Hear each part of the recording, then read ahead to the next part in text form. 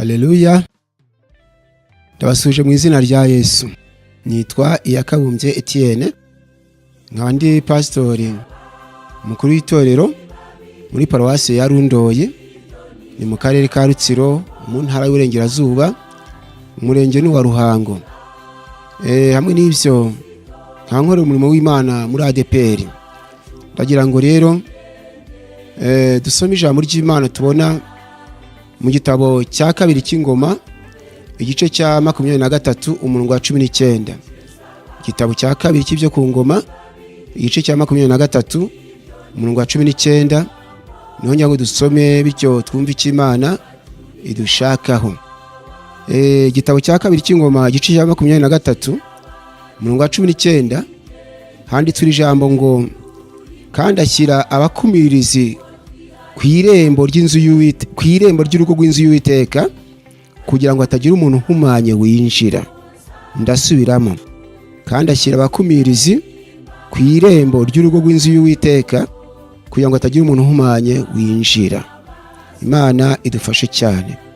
Uyu munsi wa none mfite intego ivuga ngo twirinde ibyaduhumanya, nuko kubera ko nibiduhumanya bizatuma Uwiteka atatwemerera kwinjira hera he. Dusomye ijambo ngo kandi ashyira abakumirizi ku irembo ry'urugo rw'inzu y'Uwiteka, kugira ngo hatagira umuntu uhumanye winjira. Mbega byumvikana ngo abakumirizi batariho, abahumanye bashobora kwinjira uko bashaka, ariko abakumirizi barabo kureba mbese ugiye kwinjira ateye ate, ese ahagaze ate, ni umuzima cyangwa arahumanye. Mbere yuko twinjira mu busobanuro bw'iri jambo, ndagira ngo manze nsenga Imana kugira ngo ibashe kumba hafi, inyobore, bityo bitume n'iri jambo narisobanura uko bikwiriye. Dusenga Imana. Imana Data twese oraho, ndagushimye mu izina rya Yesu. Uri Imana itegeka bikaba, ivuga bigakomera. Iri jambo ndarisomye, ariko nkeneye imbaraga zawe kugira ngo ndisobanure uko ushaka. Umwuka wera mbeho cyane kugira ngo bishoboka iri jambo ryubaka imitima banyumva, ndetse mu izina rya Yesu nanjye ubwanjye urivuga rinyubake. Bana nanjye kuva ntangiye kugira ngo nsoje mbone kugira neza kwawe. Ndagushimira ko wumvise, senze nize izina rya Yesu, amen. Ijambo ry'Imana turarisomye. Ijambo ry'Imana turarisomye, riratubwiye ngo kandi ashyira abakumirizi ku irembo ry'urugo rw'inzu y'Uwiteka, kugira ngo hatagira umuntu uhumanye winjira. Byumvikana ngo iri jambo ngo abakumirizi ni abari bashinzwe kumenya mbese abo bagiye kwinjira bahagaze bate, ese winjira ni muzima cyangwa arahumanye. Noneho rero ngo ashyira abakumirizi ku irembo ry'urugo rw'inzu y'Uwiteka, kugira ngo hatagira umuntu uhumanye winjira. Ese uyu muntu uhumanye yabaga uhumanishijwe n'iki? Ndagira ngo dutekereze kuri iri jambo. Iyo usomye ijambo ry'Imana mu gitabo cy'umuhanuzi, mu gitabo cya Nehemiya, igice ni icya 7 umurongo ni wa 63 kugeza 65, uhabona abantu Bibiri ivugaho, aho dusanga nditswe ijambo ngo kandi mu batambyi harimo bene Hakosi na bene Barizirayi. Washatse umugore mu bakobwa ba Barizirayi, mu bahungu washatse umugore mu bakobwa ba Barizirayi. Noneho ngo iri jambo ngo bashatse aho banditswe mu babazwe ntihaboneka. Muri cyatumye batekezwa ko bahumanye bakabakura mu butambyi. Iri jambo ngo Imana itugendere cyane, ngo kandi mu batambyi harimo bene Hakosi na bene Barizirayi. Washatse umugore mu bakobwa ba Barizirayi, none ngo umugariyadi akamwitirirwa. Nuko ngo abo bashatse aho banditse mu gitabo cy'abatambyi, se mu gitabo cy'ababazwe ntibaboneka. Batababonye batekezwa ko bahumanye, babakura mu butambyi. Ndagira ngo tuwe mbese bari bahumanijwe n'iki? Aho rero ngira ngo dutekereze ko dusomera ijambo kandi ashyira abakumirizi ku irembo ry'urugo rw'inzu y'Uwiteka, kugira ngo hatagira umuntu uhumanye winjira. gusa hari ijambo nayo ntavuze, nayo mbabwire ngo twahamagawe n'Imana imwe, ariko nubwo twahamagawe n'Imana imwe, imihamagaro yacu yo ntabwo ari imwe, kandi bitewe n'uko imihamagaro atari imwe no gukora kwacu ntabwo ari kumwe, kuratandukanye. Ubwo ntagiye ku mihamagaro y'abandi, ndashaka kuvuga ku ruhande rwanjye. Nje nagira ubuntu ndi muto, natangiye kumva ijwi ry'Imana muri 68, nari mfite imyaka 7. Imana ibana nanjye, nabaye imfubyi maze ukwezi kumwe mvutse, gusa Imana yarandinze ishima ko nkura, kuko yagira ngo nzayikorere. Icyakora muri icyo gihe cy'imyaka 7 natangiye kumva ijwi ry'Imana rimpamagara, uretse ko ntari nzi ko ari ijwi ry'Imana, bitewe nuko nari nkiri umwana nkiri muto. Icyakora nashyiraga abana bato hanze, nabanaga nyogokuru byara mama, nuko abana bato nkababwira ko Yesu agira neza nkurikije ubwenge nari mfite. Gusa rero amena, nageze muri 75 ndabatizwa. Nyuma yo kubatizwa nibwo naje kumenya ko ari Imana yampamagaraga. Cyo nshaka kuvugaho ni iki ngiki, ni uko iyo nganiriza abantu umwanya munini cyane utabo kubahanga amaso, nubwo ncishamo nkareba uko bakurikira, ariko umwanya munini cyane ntabwo wo kubahanga amaso, kandi si uko ntareba, ahubwo ni ya mihamagaro mbabwiye itandukanye. Iyo maze kumva ijambo ry'intego rinjemo, ijambo ndarisoma. Nyuma yo kurisoma, muri ngiye hagasigara undi murimo wo gusenga Imana, nyigisha inama, ntese Mana kugira ngo abantu barusheho kumva neza iri jambo, barisobanukirwe. Ndarisobanura nte? Ndongeraho ngo iki? Cyagende kugisha Uwiteka inama, nibwo ushobora kubona mbombetse amaso, ni nabwo ushobora kumva mbuze udusoma ntarambuye Bibiliya. Ibyo ntibigutangaze, ku Mana byose birashoboka. Gusa ni Imana yabyishakiye, nta ruhare nabigizemo, ni ubushake bw'Imana ihamagara, kandi kuva ari Imana yabyishakiye, icyubahiro ni icyayo. Ndagira ngo dukomeze n'intego yacu igaragaza ko tugomba kwirinda ibyaduhumanya bikatubuza kwinjira hera h'Imana.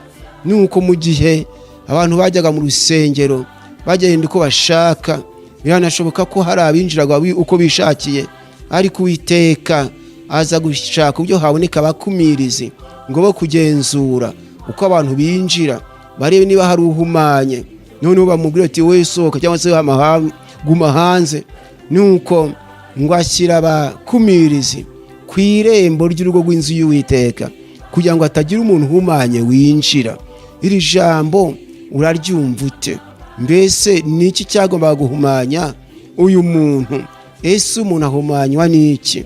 Kuko birasaba ko tutekereza ku gihumanya icyo ari cyo. Njya nkunda kuvuga ntihabaho kumva, hakabaho no gusobanukirwa. Aya magambo Abaswahili bita ngo ni kusikia na kufahamu, kumva no gusobanukirwa. To hear and to understand mu Cyongereza, kumva no gusobanukirwa, yani écouter et comprendre mu Gifaransa. Ibyo jambo kumva no gusobanukirwa, mbese ahari niki cyagombaga guhumanya uriya muntu cyangwa se guhumanya abantu, kikabuza kwinjira ahera h'Imana. Ndajya dutekereza se abakumirizi bo ni bande? Abakumirizi bameze nk'umuzamu ubera amaso urugo, batagira umuntu winjira muri urwo rugo rwa shebuja atabyemererwa. Nese abakumirizi bameze nk'abazamu, ni abakumirizi bitwa bake. Tutagiye kure rero, burya abakumirizi navuga ngo ni babamenya cyangwa se n'abahanuzi, bashobora kumenya ibihishwe, bakamenya ati uyu nguyu yakoze ibi, ariko babimenyeshejwe n'Umwuka Wera. Nibo bakumirizi navuga ko ari bakumirizi, kandi koko nta gushidikanya nibo bakumirizi bashobora kurinda umurimo w'Imana. Nkuko dusoma ijambo ry'Imana mu gitabo cy'Imigani igice cya 29 umurongo wa 18, hatubwira ngo aho guhishurirwa kutari abantu bigira ibyigenge, aho guhishurirwa kutari abantu bigira ibyigenge, abasambanyi bakishushanya n'abarokore, abajura, abicanyi bakigira nk'abakozi b'Imana, kubera ko naho guhishurirwa kutari bishaka kuvuga ngo naho abakumirizi batari. Nuko iri jambo kandi ashyira abakumirizi ku irembo ry'urugo rw'inzu y'Uwiteka, kugira ngo hatagira umuntu uhumanye winjira. Niki gishobora guhumanya?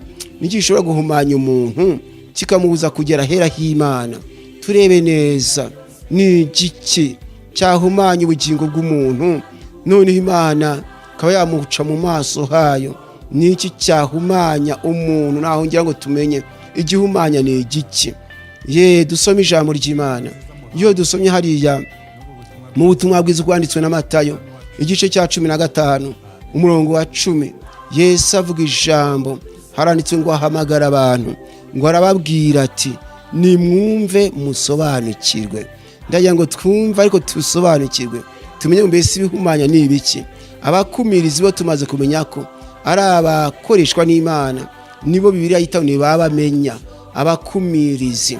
Na hariya twamaze gusoma mu gitabo cya Nehemiya igice cya 7 umurongo wa 63 kugeza 65 hatubwira ko muri icyo gihe ngo bene Hakosi na bene Barizirayi bakimara kubakura mu butambyi bakabaheza, ngo habayo gutegereza ko haboneka umutambyi ufite Urimu na Tumimu, kugira ngo umuntu aze abamenyeshe mbese kuki bari abantu batanditswe mu gitabo barazira byatewe n'iki, ko ngo batekejwe impamvu batanditswe ari uko bahumanye.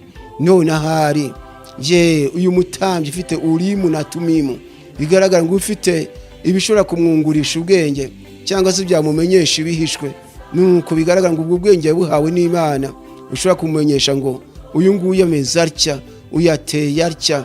Mbese navuga ngo ni nka Petero waje kumenya ko Ananiya yariganije umwuka w'Imana, ngo yaramaze kugurisha isambu yahaye Imana, ibiguzi akabigabanya. Burya ntabwo ari bose baje kubimenya, uretse Petero navuga ngo yari afite Urimu na Tumimu, kubera ko Ananiya na Safira bamaze kuriganya Imana. Ngo Ananiya yaragiye ageze imbere ya Petero, Petero amaze atese ibiguzi ni ibingibi. Nuko Ananiya ati rwose n'ukuri nibyo. Ariko Petero mwuka w'Imana abaramuhishuriye, nibwo ngo Ananiya ati niki cyatumye wemera ko Satana gushuka kagutera kuriganya umwuka wera? Burya ntabwo abishuwe n'ubwenge busanzwe, ahubwo ni umwuka wera wamumeneye ibanga, amwereka uko Ananiya ari kuriganya. Nta niko yanabonye na Safira nawe azaca ariganya atyo. Bityo rero bene data, dukeneye abakozi nk'abo bafite Urimu na Tumimu, cyangwa se bafite ubumenyi bwatuma itorero rijya ku murongo. Nuko ngo ashyira abakumirizi ku irembo ry'inzu y'Uwiteka, kugira ngo hatagira umuntu uhumanye winjira. Abo bakumirizi turabakeneye, ariko tubanze tumenye mbese igihumanya ni igiki. None bishoboka buri wese yazitimba ahari ndi muzima cyangwa ndahumanye. Dusomye hariya muri Matayo igice cya 15 umurongo wa 10, ngo ahamagara abantu arabwira ati nimwumve musobanukirwe. Ubwo yashaka kugira ngo basobanure igihumanya icyo ari cyo, kuko batari bazi ngo ni iki gihumanya. Dore ko ngo bari bazi ko igihumanya ngo ari ukurisha intoki zitajabitse mu mazi. Nuko ngo bari bazi ko icyo gihumanya abantu. Nuko Yesu ngo arabitegereza, ngo arababwira ati nimwumve musobanukirwe. Nuko bigaragara ngo natwe dukwiye kumenya mbese igihumanya ni igiki. Usanga amadini asenyana, basanga araterana ibibazo. Bamwe bati yewe abantu basenga ku munsi n'uyu baba bahumanye, abantu basenga ku munsi n'uyu. Nuko bakumva ko ari cyo gihumanya, ariko mu by'ukuri umunsi ntabwo humanya, kuko nta munsi waremwe na Satani, iminsi yose yaremwe n'Imana. Bigaragara ngo rero umunsi ntuhumanya. Nukuvuga ngo ukiranutse ku isabato undi agakiranuka ku cyumweru, mwese mwakwitwa abakiranutsi. Ariko ukoze ibyaha, umwe asambanye ku isabato undi agasambana ku cyumweru, bose baba bakoze ibyaha. Bigaragara nta witwa umukiranutsi ngo nuko yabikoze ku munsi kanaka. Gusa ndashaka kuvuga igihumanya nyine cyari cyo. Iyo usomye hariya muri Matayo igice cya 15 umurongo wa 19 n'uwa 20, niho ubona ngo igihumanya ni igiki. Kuko Yesu yamaze kubabwira ati nimwumve musobanukirwe, nimwumve musobanukirwe. Uyu munsi wa none Yesu arashaka ko kumva ugasobanukirwa, kwamye mbese ni iki gihumanya icyo ari cyo. Nanjye kandi Yesu arashaka ko nsobanukirwa, nawe unyumva usobanukirwe. Nuko atangira gusobanura ku murongo wa 19, arabwira ati kuko mu mutima w'umuntu, aho ngaho kuko mu mutima w'umuntu ariho haturuka ibitekerezo bibi, kuko mu mutima w'umuntu ariho haturuka ibitekerezo bibi, kwica, gusambana, guheheta, kwiba, kubeshyera abandi n'ibitutsi. Umurongo wa 20 aravuga ati ibyo nibyo bihumanya umuntu, ngibyo ibihumanya. Nashatse kuvuga ku kintu cyitwa igihumanya. Ati ibyo nibyo bihumanya umuntu, ariko kurisha intoki zitajabitse mu mazi ntiguhumanya umuntu. Mbese munteze amatwi ngo kuko mu mutima w'umuntu nanjye ndi umuntu nawe uri umuntu. Ati kuko mu mutima w'umuntu ariho haturuka ibitekerezo bibi. Ibitekerezo bibi birahumanya, ariyo migambi mibi, ibitekerezo bibi. Uwiteka dufashe cyane, nkuko tubisoma mu gitabo cy'Imigani igice cya 15 umurongo wa 26 hatubwira ngo imigambi mibi ni ikizira kuwiteka, ariko amagambo anezeza aramutunganira. Imigambi mibi ni ikizira kuwiteka. Nuko hariya rero ati kuko mu mutima w'umuntu ariho haturuka ibitekerezo bibi. Ati kwica, no kwica kurahumanya, kwica, gusambana, guheheta, kwiba no kubeshyera abandi n'ibitutsi. Tekereza muri binsomye, uhumanijwe n'icyo unteze amatwi, n'iki cyaguhumanisha? Mbese ni ibitutsi, ni ubusambanyi buhumanije umutima wawe? Mbese ahari ni ubujura, ni ukubeshyera abandi? N'iki gihumanije umutima wawe? Yesu uragaragaza ko abantu bakwiye gusobanukirwa ibihumanya abantu, kubera ko ngo bari bazi ko igihumanya umuntu ngo ari ukurisha intoke zitajabitse mu mazi. Niko kubabwira ati kuko mu mutima w'umuntu ariho haturuka ibitekerezo bibi. Ati kwica, gusambana, guheheta, kwiba, kubeshyera abandi n'ibitutsi. Ati ibyo nibyo bihumanya umuntu, ariko kurisha intoki zitajabitse mu mazi, kurisha intoki zitajabitse mu mazi ntiguhumanya umuntu. Ndashaka kuvuga ku bitekerezo bibi, nkavuga ku busambanyi, nkavuga ku bwicanyi, ku bujura. Hano ndashaka kuhavuga buri wese anteze amatwi, ariko no kubeshyira abandi ndakuvugaho, maze bityo buri wese yishyira ku munzani ari batese mpagaze nte. Ndashaka kuvuga ku bitekerezo bibi, ariyo migambi mibi, nkuko tubisoma mu gitabo cy'Imigani ngo twabivuze. Nabibabwiye ngo imigambi mibi ni ikizira kuwiteka. Iryo jambo imigambi mibi, mbega Biblia igiswahili ivuga ngo mashauri mabaya ni chukizo kwa Bwana. Mashauri mabaya, inama mbi, migambi mibi ni ikizira kuwiteka. Ibitekerezo bibi, ijambo ibitekerezo bibi nuvuga ngo ni umuntu utekereza akagambira kugirira abandi nabi, akagambira kwiba, akagambira gusambana, akagambira kubeshyira abandi, akaba atari yabishyira mu bikorwa ariko kabiri mu migambi. Imigambi mibi ni ikizira kuwiteka. Nuko ndagira ngo nkusabe wowe unteze amatwi, imigambi usanga ari mibi shaka kujya wayirwanya, kubera ko ibitekerezo bibi ni ikizira kuwiteka. Iyo usomye ijambo ry'Imana mu Migani igice cya 19 umurongo wa 21 usanga handitswe iri jambo ngo mu mutima w'umuntu habamwe imigambi myinshi. Mu mutima w'umuntu habamwe imigambi myinshi, ariko inama y'Uwiteka niyihoraho. Mu mutima w'umuntu habamwe imigambi myinshi. Ndagira ngo Imana igufashe muri iyo migambi myinshi mu mutima wawe. Imigambi mibi bibuke ko ari kizira kuwiteka. Nusanga ari imigambi mibi kurimo, ushaka kujya wafata umwanzuro uti iyi migambi mfite ntabwo ishobora kunezeza Imana, reka nyamagane itaranzanira kaga. Imigambi mibi ni ikizira kuwiteka. Wumva ufite mugambi ki? Mbese umugambi ufite ni wo gukora ibyo Imana ishaka cyangwa no gukora ibyo Imana yanga? Ese ni umugambi wo kwishingira? Ese ni umugambi wo gushinja mwene si ibinyoma?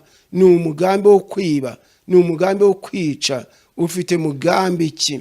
Nuko nusanga ari imigambi mibi, munyuti burya iyi migambi ishobora kunzanira kaga. Biblia tubwira mu gitabo cy'Imigani igice cya 14 umurongo wa 22 haratubwira ngo mbese abagambirira ibibi ntibaba bayobye, ngo ariko abagambirira ibyiza bazabona imbabazi n'umurava. Mbese abagambirira ibibi ntibaba bayobye. Iryo jambo Biblia Kiswahili ngo je hawakosi wao wawazao mabaya bali fadhili na kweli zina wao wawazao mema. Iryo jambo ngo mbese abagambira ibintu abayobye ngo ariko imbabazi n'ukuri bifitwe n'abatekereza ibyiza, bifitwe n'abagambirira ibyiza batagira ibitekerezo bibi. Imana igwe kunyumva neza. Biblia y'Icyongereza ikabivuga neza ngo do they not go astray who devise evil but mercy and the truth belong to those who devise good. Nuko iri jambo ngo do they not go astray who devise evil but mercy and the truth belong to those who devise good. Ngo mbese abatekereza ibibi ntibabayobye ngo ariko imbabazi n'ukuri n'ibyo abagambira ibyiza cyangwa se n'ibyo batekereza ibyiza. None si byiza tuzagira Imana ikatwishimira atari imigambi mibi. Nibihe byiza tuzagira. Ndibuka Imana nibe byiza tuzagambirira cyangwa tuzatekereza. Nagiye mwiyerekwa ku itariki 13 z'ukwezi kwa munani 2004. Hari kuri 13 z'ukwezi kwa munani 2004. Cyo gihe hari kuwa gatanu. Njya mwiyerekwa mbona mpagaze imbere y'abantu benshi barenze nk'ibihumbi 10. Ubwo nabonaga mpagaze imbere y'abantu benshi. Ijwi ry'Imana irambwira tumva rero mbwirira abo bantu ngo umuntu wese ugambiriye kumpesha icyubahiro nanjye mfite umugambi wo kumurinda. Umuntu ugambiriye kumpesha icyubahiro pega bigaragara ngo uwafite umugambi mwiza, ugambiriye guhesha Imana icyubahiro, atagambiriye gutukisha Imana, atagambiriye kwandagaza mugenzi we, atagambiriye gushinja mwene si ibinyoma ngo abe yajya mu munyura azira ubusa, atagambiriye gusambana, atagambiriye gusubira mu bisindisha, akabagambiriye guhesha Imana icyubahiro. Ngo Imana ifite umugambi wo kumurinda. Ufite umugambi ki wonteza amatwi mushiki wanjye? Umugambi ufite urabona ari uwakuzanira umugisha cyangwa n'uwakuzanira umuvumo? Mwene data unteza amatwi, mugabo nawe mubyeyi, ijambo ry'Imana rirakubwiye ngo riratubwiye ngo mbese abagambirira ibibi ntibaba bayobye ngo ariko abagambirira ibyiza bazabona imbabazi n'umurava. Uzabugira amahirwe niba umugambi wawe ari uwo guhesha Imana icyubahiro, atari uwo gusebesha itorero, atari uwo kwandagaza bene so, atari uwo kwitesha agaciro bagenzi bawe ubita abarozi kandi ntaho wabonye bari kuroga, atari umugambi wo kujya kubeshyira mwene so mushinja ibinyoma kandi ntabyo wabonye akora. Imana igufashe kunyumva neza. Imigambi mibi twabwiwe ngo ni ikizira kuwiteka, nyamara ngo afite imigambi yo guhesha Imana icyubahiro. Ngo Imana haleluya ngo nayo ifite umugambi wo kubarinda. Ndagira ngo unyumve neza, niba umugambi wari guhesha Imana icyubahiro, Uwiteka azakwiyereka, azakurinda aho wabuze ukugira, azakwereka ko nta kimunanira, azakwereka ko byose kuri bishoboka, ariko ari uko ufite umugambi wo kumuhesha icyubahiro. Imana idufashe cyane ngo mbese abagambirira ibibi ntibaba bayobye ngo ariko abagambirira ibyiza bazabona imbabazi n'umurava. Nuko ndagira ngo aho mpave nje kwijamba ariko manze mvuge gatoya ku muntu wagambiriye ikintu kikanezeza Imana. Imana ikamubwira iti wakoze neza, yari atarashyira mu bikorwa ariko Uwiteka mushimira umugambi yagize. Imana ishimwe cyane.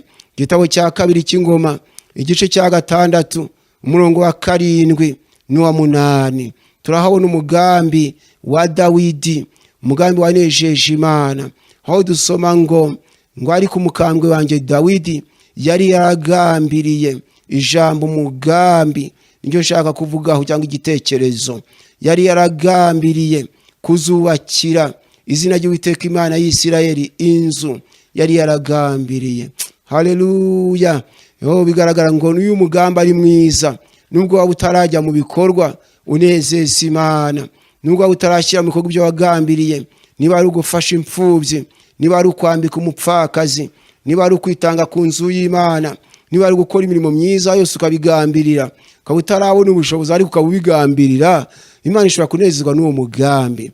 Uriya murongo wa 7 igitabo cya 2 cy'Ingoma igice cya 6 umurongo wa 7 haratubwiye ngo ariko ni Salomo wabivuze nyine avuga ku mugambi se yari afite, atariko ati nuko umukambwe wanjye Dawidi yari yaragambiriye, nuko umukambwe wanjye Dawidi yari yaragambiriye kuzubakira izina ry'Uwiteka Imana y'Isirayeli inzu.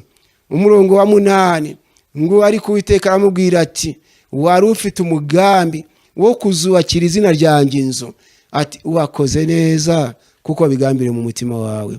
Haleluya. Imana iramushima, iramubwira iti wakoze neza kuko wabigambiriye.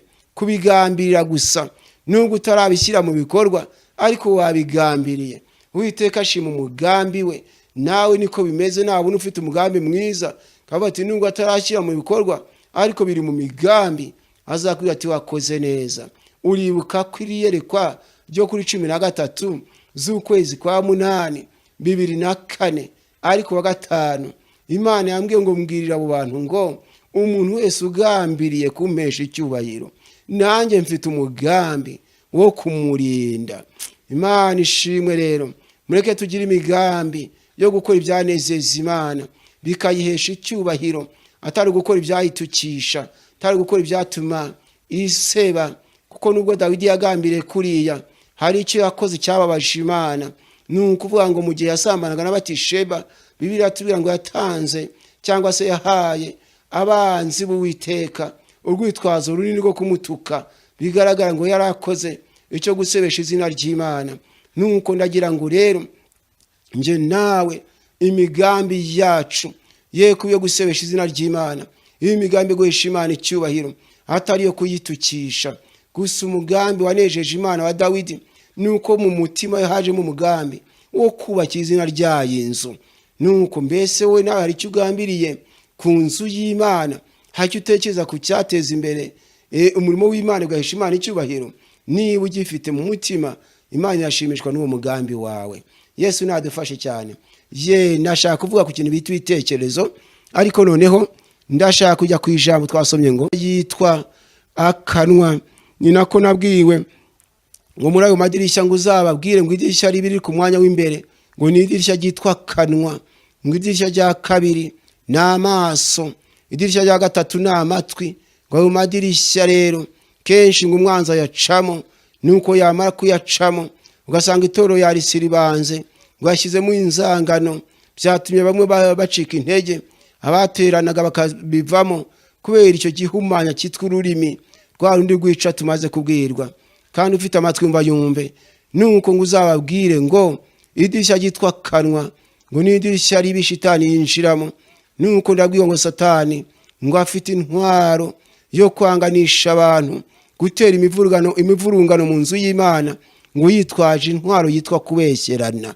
Nuko kugeza abantu baterana bati tuvuze ko kana kakoze kuriya yake kaba kashobotse, nta wakongera kumuha agaciro. Tuvuze ko nyirakana karoga, yewe nta wazongera kumwumva. Tuvuze ko nyirakana akora cya umukobwa we ntiyaba gisabwe ngo ubukwe butahe. Urabe maso mwene data, mushiki wanyu nteze amatwi. Ijambo ry'Imana tubwiye ngo umuntu utubaha Imana yicisha mugenzi we akanwa ke. Kandi wasoma mu gitabo cy'Imigani gice cya 12 umurongo wa 22 ugasanga handitswe iri jambo. Imigani gice cya 12 umurongo wa 22 hakatubwira ngo ururimi rubeshya ni ikizira kuwiteka, ahubwo anezezwa n'abakora iby'ukuri. Ururimi rubeshya ni ikizira kuwiteka. Buryo ikizira nicyo gihumanya. Ijambo ikizira abomination mu Gifaransa nicyo gihumanya. Chukizo mu Giswahili nicyo gihumanya. Burya ururimi rubeshya ni ikizira kuwiteka, ahubwo anezezwa n'abakora iby'ukuri. Bityo rebe ni data, murabe maso munye ko bujya kwicana kutaboneka ari uko umuntu afashe imbunda, afashe umupanga cyangwa ubuhiri n'ibindi. Ngo n'umuntu tubaho Uwiteka yicisha mugenzi we akanwa ke. Imana igushoboze kunyumva neza. Nuko bishoboka urinde ururimi rwawe, ujye uvuga iby'ukuri, be guhimba ibinyoma utafitiye ubusobanuro. Mwifurije kuzirikana ubu butumwa nuko dusomye ijambo ry'Imana ngo kuko mu mutima w'umuntu ariho haturuka ibitekerezo bibi, kwica, gusambana, guheheta, kwiba, kubeshyira abandi n'ibitutsi. Ngo no gusambana kurahumanya, ngo ibyo nibyo bihumanya umuntu. No gusambana kurahumanya. Nuko unyumve neza, iyo usomye ijambo ry'Imana mu gitabo cya Hoseya igice ni cya 6 umurongo ni wa 10. Hoseya igice cya 6 umurongo wa 10 nusanga handitswe ijambo ngo mu nzu y'Isirayeli nabonyemo ikintu gishishana. Ndashaka kuvuga ku gihumanya cyitwa ubusambanyi, ngo mu nzu y'Isirayeli nabonyemo ikintu gishishana, ngo aho niho ubwamaraya bwa Efurayimu bwagaragariye, ngo ni Isirayeli yandurijwe. Mu yindi mvugo ni Isirayeli yahumaniye, nk'abati yari muzima ariko yahumanijwe n'ubusambanyi. Nuko iri jambo raryumva ute, ngo mu nzu y'Isirayeli nabonyemo ikintu gishishana, ikintu gishishana. Mu nzu y'Isirayeli, Biblia y'igiswahili ivuga ngo katika nyumba ya Israeli nimeona jambo bovu kabisa, huko uzinzi umeonekana katika Efraimu. Israeli ametiwa unajisi. Nugasanga ijambo ngo mu nzu y'Isirayeli nabonyemo ikintu kibi, nimeona jambo bovu kabisa. I have seen a horrible thing in the house of Israel. There is the harlot of Ephraim. Israel is defiled. Nuko iri jambo mu Cyongereza, I have seen a horrible thing in the house of Israel. There is the harlot of Ephraim, and Israel is defiled. Aho ngaho aho Uwiteka avuga ati nabonye ikintu kibi mu nzu y'Isirayeli. Mujye mu Kinyarwanda ngo nabonye mu nzu y'Isirayeli nabonye ikintu gishishana. Mu Giswahili nimeona jambo bovu kabisa katika nyumba ya Israeli. Nabonye ikintu kibi mu nzu ya Isirayeli. Nuko icyo kintu kibi n'uyu munsi hano Uwiteka arakibona mu bantu be, ngo ni ubwamaraya. N'ubumaraya niko muri Bibiliya buno. Bibiliya kintu kivuga ngo n'ubumaraya. Bibiliya kera n'ubwamaraya. Ubusambanyi bwaragaragaye, ngo niho Isirayeli yandurijwe. Bene data munteze amatwi, ubusambanyi burahumanya, turasabwa kubwirinda. Ni nayo mpamvu dusoma mu Batesalonike mu rwandiko rwa mbere Pawulo yandikiye Abatesalonike igice ni cya 4 umurongo ni wa 3 kugeza ku murongo wa 5, aho Uwiteka avuga cyangwa se Pawulo yandikiye Abatesalonike ababwira bimwe mu by'Imana ishaka. Ati icy'Imana ishaka ni iki? Ni ukwezwa kwanyu no kwirinda gusambana, ngo umuntu wese muri mwe kwirinda gusambana, ni ukwirinda ibyabahumanya, kwirinda guhumana dukurikije intego dufite. Ngo iki Uwiteka ashaka, icy'Imana ishaka ni iki? Ngo kuko icy'Imana ishaka ari iki? Ngo ni ukwezwa kwanyu no kwirinda gusambana, ngo umuntu wese muri mwe amenye gutegeka umubiri we, wezwe ufite icyubahiro, mudatwagwa n'irari ryo kurigira nk'abapagani batazi Imana. Umuntu wese muri mwe amenye gutegeka umubiri we, n'icyo Imana ishaka. Ngubwo ubushake bw'Imana ko abantu bifuza kunezeza Imana. Nuko ngo icyo Imana ishaka ni iki? Si idini, ntabwo ari Yesu ashimwe, ntabwo ari ndakuramutsa amarira nyinshi, ntabwo ari nsenga ku munsi n'uyu. Icyo Uwiteka ashaka ni ukwezwa kwacu. Nuko iri jambo Biblia y'igiswahili ivuga ngo maana haya ndio mapenzi ya Mungu, kutakaswa kwenu, muepukane na uasherati, kila mmoja wenu na ajue kuweza mwili wake katika hali ya utakatifu na heshima, si katika hali ya tamaa mbaya kama mataifa sio mjua Mungu. Nuko iri jambo ngo icyo Imana ishaka, maana haya ndio mapenzi ya Mungu, kuko ubwo ari bwo bushake bw'Imana. Kutakaswa kwenu, kwezwa kwanyu, muepukane na uasherati, mwitandukanye n'ubusambanyi. Nuko iri jambo Biblia y'Igifaransa ivuga ngo ce que Dieu veut c'est votre sanctification, ce que vous vous abstenez de l'impudicité, ce que chacun de vous sache posséder son cœur dans la sainteté et l'honnêteté, sans vous livrer dans la convoitise passionnée comme font les païens qui ne connaissent pas Dieu. Nuko iri jambo ubushake bw'Imana, ce que Dieu veut c'est votre sanctification, et ce que vous vous abstenez de l'impudicité, ce que chacun de vous sache posséder son corps dans la sainteté et l'honnêteté, sans vous livrer dans la convoitise, dans une convoitise passionnée, comme font les païens qui ne connaissent pas Dieu. Et mes frères et sœurs, sachez que Dieu ne veut pas que nous soyons sous l'autorité de l'impudicité, mais il aime que nous nous abstenions de l'impudicité. Il aime que chacun de nous sache posséder son corps de la sainteté et l'honnêteté, et sans nous livrer dans la convoitise passionnée comme font les païens qui ne connaissent pas Dieu. J'espère que vous m'entendez. Et nizere ko mu nteze amatwi Imana irashaka ko nje nawe tutategekwa cyangwa tutategekwa n'ibyaha, tutaba mu bubata bw'ibyaha. Irashaka ko ahubwo twezwa. Il aime notre sanctification et il aime que nous nous abstenions de l'impudicité. Et comme je vous ai dit, ubwo nibwo bushake bw'Imana.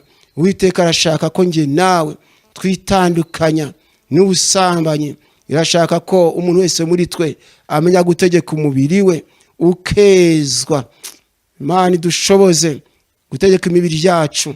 Mbese ahari ushoboye gutegeka umubiri wawe wonteza amatwi ijambo gutegeka umubiri.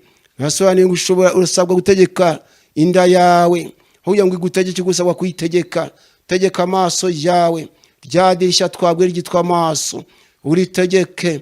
Tegeka amatwi yawe, ujye wumva ibyo kumvwa, bitari ibyo kumvwa byamagane. Amaso yawe kuyarebesha ibyakwanduriza ubugingo, ahubwo ushaka uburyo amaso yawe wayarebesha ku byakugira umumaro. Uwiteka agufashe kunyumva neza. Ni nayo mpamvu muri Yesaya igice cya 33 umurongo wa 14 kugeza 16 Imana idushoboze kubahiriza aya magambo nkuko Imana yabimbwiye ngo hari amadirishya abadayimoni buririramo bajya mu mitima y'abantu. Idirishya ry'akanwa amaze kurivugaho, idirishya ry'amaso naryo ndashaka kurivugaho, idirishya ry'amatwi ndashaka kurivugaho, ngo bishoboka buri wese abere maso. Aya madirishya atuma Satani abona aho yinjirira, ubugingo bwacu akabwanduza. Nuko soma Yesaya igice cya 33 umurongo wa 14 kugeza 16 urasanga handitswe iri jambo ngo abanyabyaha b'i Siyoni baratinya guhinda umushyitsi, gutunguye abatubaha Imana. Muri twe ninde uzabasha guturana no gutwika? Muri twe ninde uzabasha guturana n'inkongi y'iteka ryose? Kandi muri twe ninde uzashobora guturana no gutwika kw'iteka? Ndagira ngo uyu murongo wa 14 manze nongere ngusubiremo. Abanyabyaha b'i Siyoni baratinya guhinda umushyitsi, gutunguye abatubaha Imana. Muri twe ninde uzabasha guturana n'inkongi y'iteka ryose? Kandi muri twe ninde uzashobora guturana no gutwika kw'iteka? Umurongo wa 15 akavuga ngo ugendana gukiranuka akavuga ibitunganye, rya dirishya ryitwa kanwa. Ugendana gukiranuka akavuga ibitunganye, akagahinda imiva mu gahato, agashushuriza impongano bamuha, akipfuka mu matwi. Idirishya ryitwa amatwi, akipfuka mu matwi ngo atumve inama yo kuvusha amaraso. Nuko umurongo wa 16 nako wa 15 cyakomeje ngo agahumiriza amaso ngo atareba ibibi. Idirishya ryitwa amaso, agahumiriza amaso ngo atareba ibibi. Umurongo wa 16 ngo nuzatura harengeye akikingiye igihome cyo ku rutare azahabwa ibyo kujya bimutunga n'amazi yo kunywa ntazayabura. Ufite amatwi umva yumve. Idirishya aya madirishya urayumvise neza. Nuko Yesaya atanga ikibazo ati muri twe nawe ntiyisiga, ntiyava ngo muri mwe, nawe yarazi ko nawe ari umuntu. Ati muri twe ninde uzabasha guturana? Ninde uzabasha guturana n'inkongi y'iteka ryose? Ati kandi muri twe ninde uzashobora guturana no gutwika kw'iteka? Nuko maze ageze ku murongo wa 15 igisubizo arakibona. Atugendana gukiranuka, ntiyavuga ati umuhanuzi, ntiyavuga ati werekwa cyane, ntiyavuga ati uvuga mu ndimi nyinshi, ntiyavuga ati waraye mu butayu, ntiyavuga ati wenda wasengeye aha n'aha mu mazi n'ahandi. Arabata ahubwo dore umuntu ufite amahirwe, ugendana gukiranuka akavuga ibitunganye. Idirishya ryitwa kanwa yashoboye kuritegeka, ntabwo ashobora kubeshyira abandi. avuga ibitunganye, ntashobora guhimba ibibi, avuga ibitunganye. Maze kandi ngo akagahinda miva mu gahato agashishuriza impongano bamuha, nuko ntawe ushobora kumushukisha amafaranga ngo amukoreshe ibyaha, avuga ibyo atahagaze kubera impongano. Yo haleluya! Nuko ngo agashishuriza impongano bamuha, maze ngo akipfuka mu matwi ngo atumve inama yo kuvusha amaraso, agahumiriza amaso ngo atareba ibibi.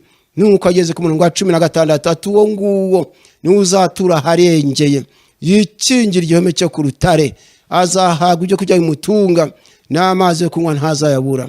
Ugira amahirwe n'uzakora atyo. Nuko mbifurije kubirinda aya madirishya, idirishya ryitwa kanwa, idirishya ryitwa amatwi. Bigaragara ngo ushobora kumva ibidafite umumaro bigatuma umutima wawe wandura. Ushobora kureba amaso yareba indaya, yareba ibitari ibyawe ukararikira. Ariko Yesu arashaka ko iryo dirishya ryitwa amaso najye ubasha gushaka uburyo waririnda. Mbega ukavuga uti iri dirishya nta nshaka ko ryinjirwamo n'ibonetse byose. Imana iguhe kunyumva neza, ahubwo urebe ibyaguhesha amahoro, urebe ibyatuma umutima wawe ugubwa neza, nawe byo kwanduza ubugingo bwawe. Saba Imana imbaraga zo kubyamagana. Nuko rero nkuko mbabwiye ngo iminwa ishyushye mu kubeshyerana, ngo Satani afite umugambi wo guteza imivurungano mu nzu y'Imana, ngo ariko yitwaje intwaro yitwa kubeshyerana. Bamwe ugasanga barica amakwe y'abandi, nuko bitewe n'unzangano ugasanga umuntu agenda ashyushya ururimi, agenda ashyushya inkuru. Yabona umukobwa wa kanaka yasabwe, ati bura tuvuze ko nyina uriya mukobwa aroga ubukwe bwapfa. Iryo dirishya rero abene ryo rizabakoraho, ariko abazagira umugisha n'abazabera amaso iminwa yabo.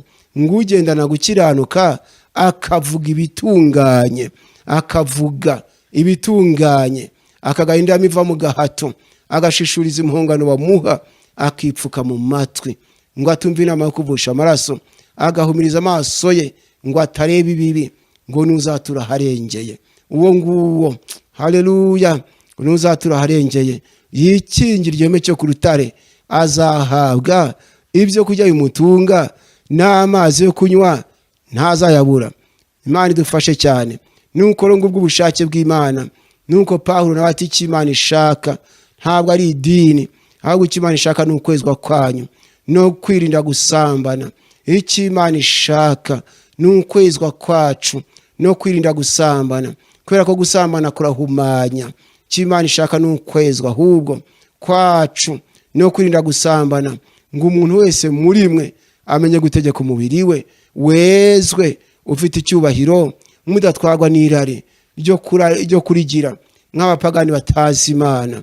Nuko ndumva aho tumaze kuhumva rero, noneho rero hari iri jambo tumaze kubwirwanya muri Matayo igice cya 15 umurongo w'icumi, umurongo na kwa 10 umurongo wa 19 kugeza 20, byatubwiye ngo kuko mu mutima w'umuntu ariho haturuka ibitekerezo bibi.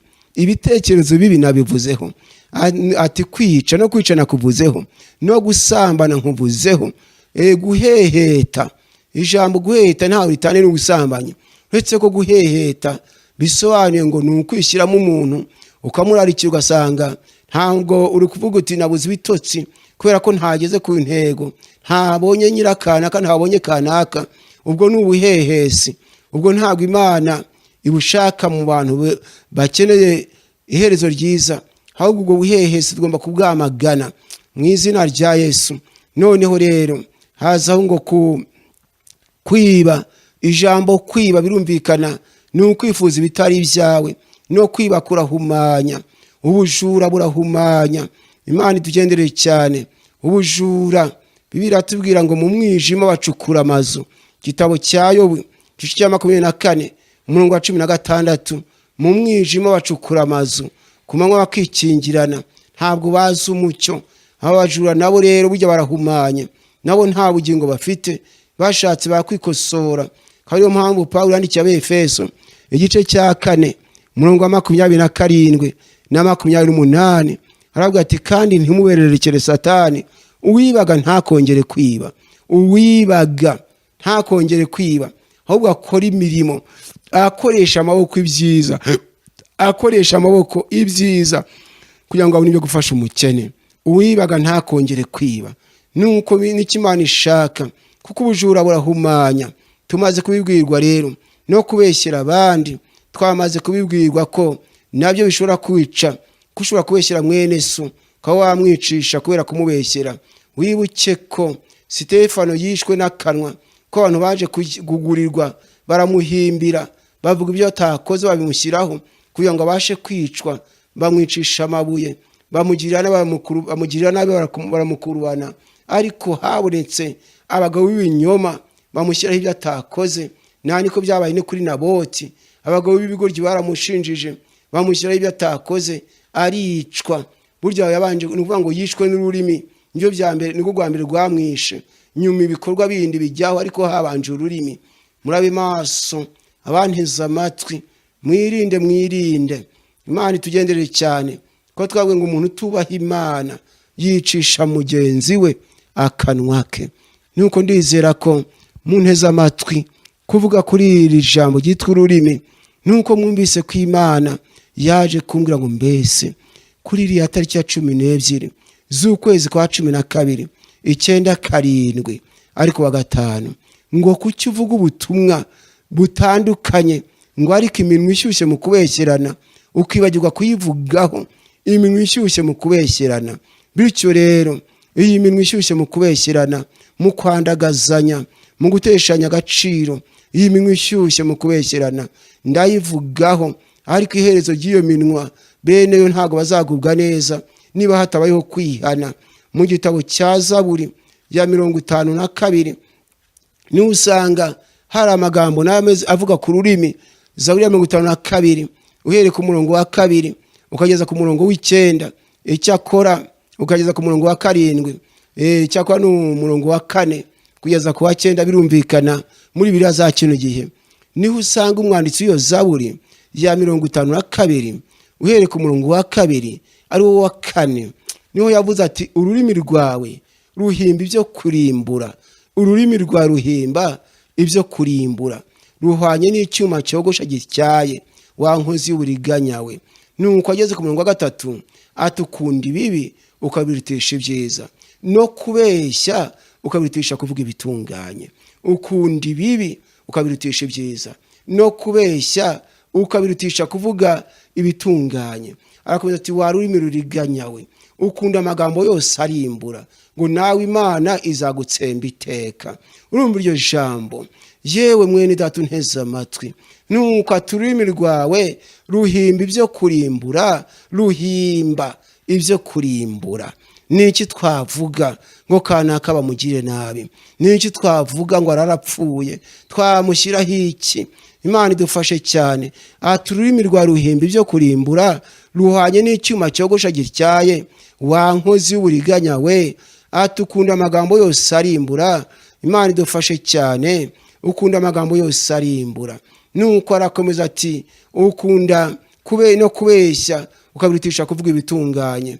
Nuko ari kageze kuri murongo wa 4, nuko aravuga ati ururimi rwawe bigaragara ngo wa rurimi ruriganya we, azakwitura birutaho ki? Nuko bigaragara nta kindi wabona, nta wundi mugisha wabona bitewe no kubeshya. Reka ntibishoboka.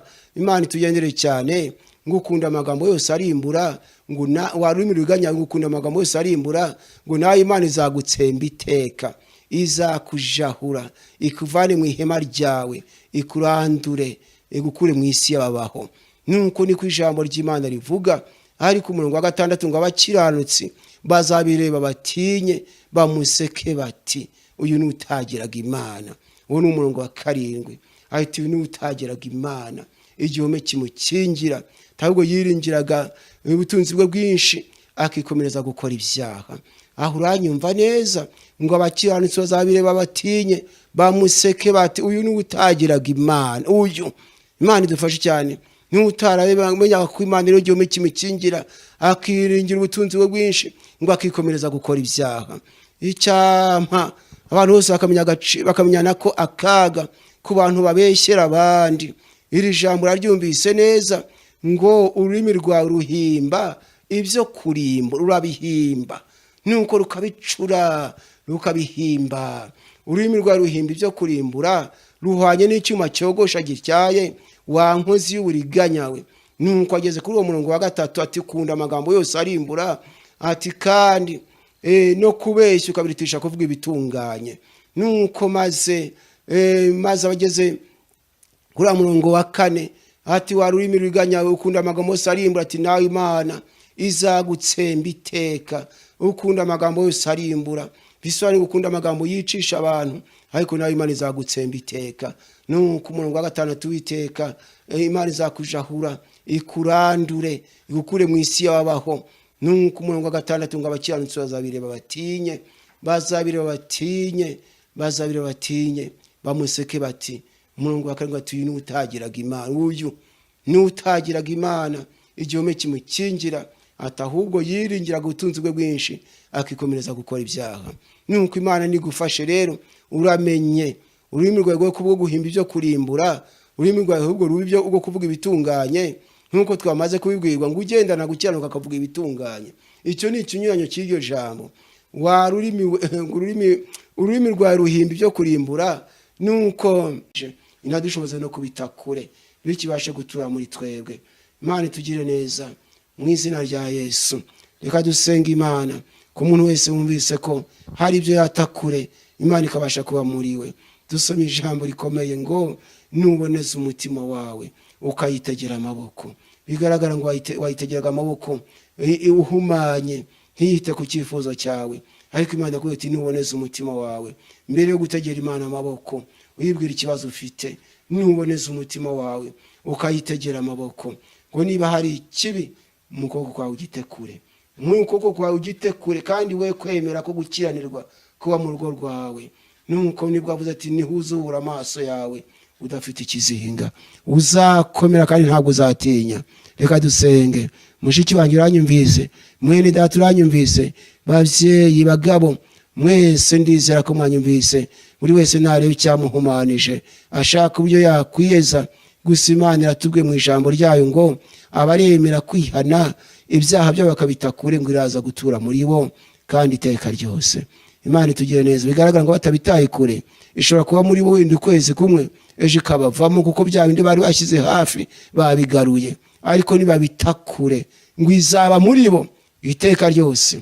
Ibyo bihanye nibabitakure izaba muri bo iteka ryose. Nawe ibyo wihana ntubererekere Satani, ahubwo bitekure. Dusenga Imana. Mana data twesoraho, ndagushimye mu izina rya Yesu.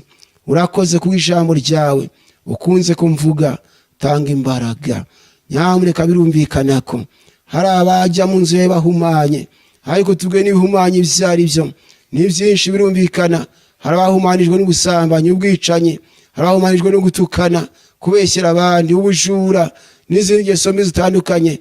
Turasenze ngo mu izina rya Yesu abiyumvaho umugayo, Mana bashoze kwihana, bashoze no gutakure. Mu izina rya Yesu dushoboze kubera amaso imibiri yacu, ubugingo bwacu, dushoboze gutegeka iminwa yacu, amaso yacu aratushuka, dushoboze Mana kuyategeka, amatwi ibyo yumva Mana bituma ubugingo bwacu bwangirika. Duha imbaraga zo kubyirinda mu gihe bivugwa, natwe dupfuka amatwi yacu. Nuko mu gihe ibyo kwanduza ubugingo bwacu biri imbere yacu, amaso yacu tuyahumirize. Ndagushimira ko wumvise. Shoboza buri wese kwihana no gutakure, bityo nawe urushaho kumwishimira. Imigambi yacu yo kuguhesha icyubahiro, atari yo kugutukisha, atari yo gusebesha izina ryawe, atari yo kwandagaza bene data, ahubwo imigambi yacu yo guhesha izina ryawe icyubahiro. Dushyiremo umugambi nk'uwo Dawidi yari afite wo kukubakira inzu. Ntabwo tugira imigambi yo gukora umurimo wawe, izina ryawe rihabwe icyubahiro. Bana natwe nk'uko ushaka. Ndagushimira ko wumvise. Senze n'izina rya Yesu. Amen.